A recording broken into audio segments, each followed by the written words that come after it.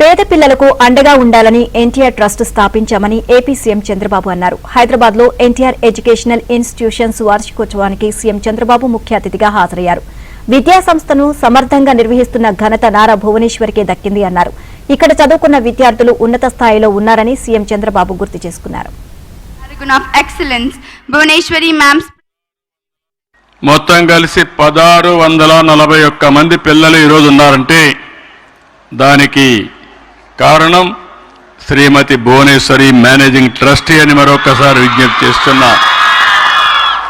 ఆ రోజు ప్రారంభించింది 131 మందితో.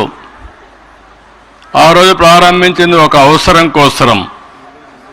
ఈరోజు ఆ అవసరం ఒక ఇన్స్టిట్యూషన్ ఆఫ్ ఎక్సలెన్స్గా తయారైంది.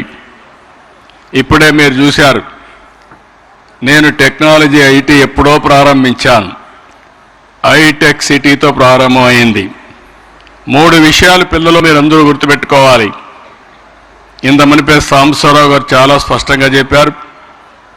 భువనేశ్వరి గారు చాలా వారి యొక్క అనుభవంతో వారు విజన్ ఇచ్చారు. ఎన్నో